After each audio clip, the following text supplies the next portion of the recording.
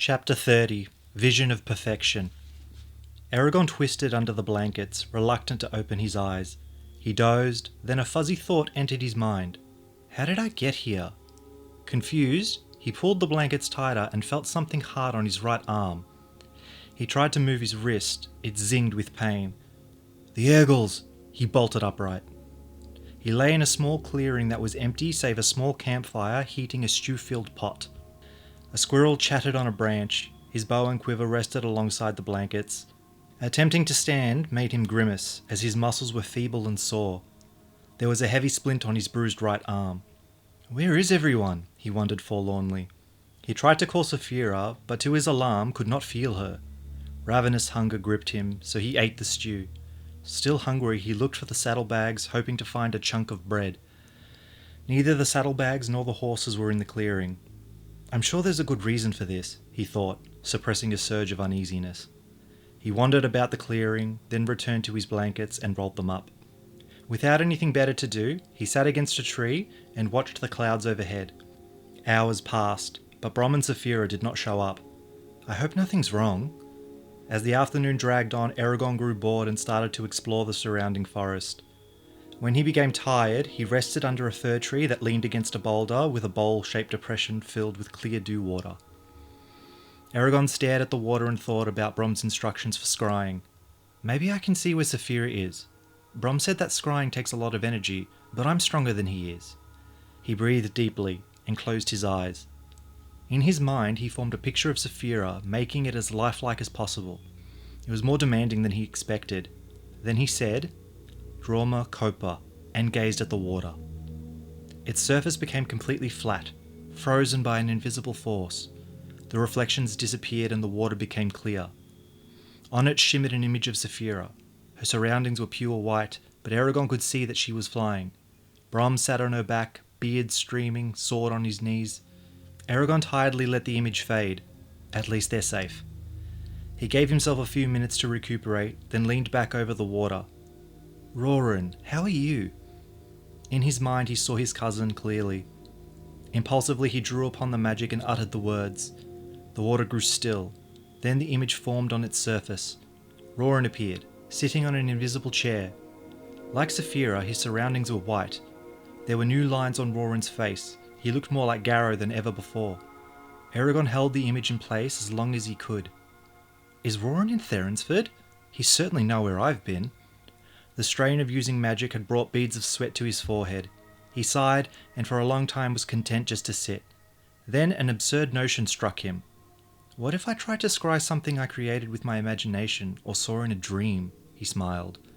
Perhaps I'd be shown what my own consciousness looks like. It was too tempting an idea to pass by. He knelt by the water once again. What shall I look for? He considered a few things, but discarded them all when he remembered his dream about the woman in the cell. After fixing the scene in his mind, he spoke the words and watched the water intently. He waited, but nothing happened. Disappointed, he was about to release the magic when inky blackness swirled across the water, covering the surface. The image of a lone candle flickered in the darkness, brightening to illuminate a stone cell. The woman from his dream was curled up on a cot in one corner. She lifted her head, dark hair falling back, and stared directly at Eragon. He froze, the force of her gaze keeping him in place. Chills ran up his spine and their eyes locked. Then the woman trembled and collapsed limply. The water cleared. Eragon rocked back on his heels, gasping. This can't be. She shouldn't be real. I only dreamed about her. How could she know I was looking at her? And how could I have scryed into a dungeon that I've never seen? He shook his head, wondering if any of his other dreams had been visions. The rhythmic thump of Saphira's wings interrupted his thoughts. He hurried back to the clearing, arriving just as Saphira landed. Brom was on her back, as Eragon had seen, but his sword was now bloody. Brom's face was contorted, the edges of his beard were stained red. What happened? Asked Eragon, afraid that he had been wounded. What happened? Roared the old man. I've been trying to clean up your mess. He slashed the air with the sword, flinging drops of blood along its arc. Do you know what you did with that little trick of yours? Do you? I stopped the Urgles from catching you, said Eragon, a pit forming in his stomach. Yes, growled Brom, but that piece of magic nearly killed you. You've been sleeping for 2 days. There were 12 Urgles. 12! But that didn't stop you from trying to throw them all the way to Tiam, now did it? What were you thinking? Sending a rock through each of their heads would have been the smart thing to do. But no, you had to knock them unconscious so they could run away later. I've spent the last 2 days trying to track them down. Even with Saphira, 3 escaped. I didn't want to kill them, said Eragon, feeling very small. It wasn't a problem in Yazuak. There was no choice then, and I couldn't control the magic. This time it just seemed extreme. Extreme? Cried Brom. It's not extreme when they wouldn't show you the same mercy. And why oh why did you show yourself to them? You said that they had found Saphira's footprints. It didn't make any difference if they saw me, said Eragon defensively. Brom stabbed his sword into the dirt and snapped. I said they had probably found her tracks. We didn't know for certain. They might have believed they were chasing some stray travellers. But why would they think that now? After all, you landed right in front of them. And since you let them live, they're scrambling around the countryside with all sorts of fantastic tales. This might even get back to the Empire. He threw his hands up. You don't even deserve to be called a rider after this, boy. Brom yanked his sword out of the ground and stomped to the fire. He took a rag from inside his robe and angrily began to clean the blade. Eragon was stunned. He tried to ask Saphira for advice, but all she would say was, "Speak with Brom." Hesitantly, Eragon made his way to the fire and asked, "Would it help if I said I was sorry?" Brom sighed and sheathed his sword. "Ugh, no, it wouldn't. Your feelings can't change what happened." He jabbed his finger at Eragon's chest. "You made some very bad choices that could have dangerous repercussions. Not the least of which is that you almost died.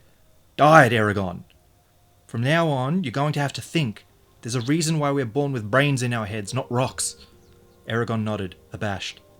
"It's not as bad as you think, though. The Urgles already knew about me. They had orders to capture me." Astonishment widened Brom's eyes. He stuck his unlit pipe in his mouth. "No, it's not as bad as I thought. It's worse. Saphira told me that you had talked with the Urgles, but she didn't mention this." The words tumbled out of Eragon's mouth as quickly as he described the confrontation. "So they have some sort of leader now, eh?" questioned Brom. Eragon nodded. "And you just defied his wishes, insulted him, and attacked his men?" Brom shook his head. "I didn't think it could get any worse. If the Urgles had been killed, your rudeness would have gone unnoticed, but now it'll be impossible to ignore. Congratulations, you just made enemies with one of the most powerful beings in Allegatia." "All right, I made a mistake," said Eragon sullenly. "Yes, you did," agreed Brom, eyes flashing. "What has me worried, though, is who this Urgle leader is." Shivering, Eragon asked softly, "What happens now?" There was an uncomfortable pause. "Your arm is going to take at least a couple of weeks to heal. That time would be well spent forging some sense into you. I suppose this is partially my fault. I've been teaching you how to do things, but not whether you should. It takes discretion, something you obviously lack. All the magic in Allegatia won't help if you don't know when to use it." "But we're still going to Drasleona, right?" asked Eragon. Brom rolled his eyes. "Yes, we can keep looking for the Razak, but even if we find them, it won't do any good until you've healed." He began unsaddling Saphira. "Are you well enough to ride?" "I think so." "Good, then we can still cover a few miles today." "Where are Caddock and Snowfire?" Brom pointed off to the side. "Over there a ways. I picketed them where there was grass." Eragon prepared to leave, then followed Brom to the horses. Saphira said pointedly, "If you had explained what you were planning to do, none of this would have happened. I would have told you it was a bad idea not to kill the Urgles. I only agreed to do what you asked because I assumed it was halfway reasonable." "I don't want to talk about it." "As you wish," she sniffed. As they rode, every bump and dip in the trail made Eragon grit his teeth with discomfort. If he had been alone, he would have stopped. With Brom there, he dared not complain. Also, Brom started drilling him with difficult scenarios involving Urgles, magic, and Saphira. The imagined fights were many and varied. Sometimes a shade or other dragons were included. Eragon discovered that it was possible to torture his body and mind at the same time. He got most of the questions wrong and became increasingly frustrated. When they stopped for the night, Brom grumbled shortly. It was a start. Eragon knew that he was disappointed.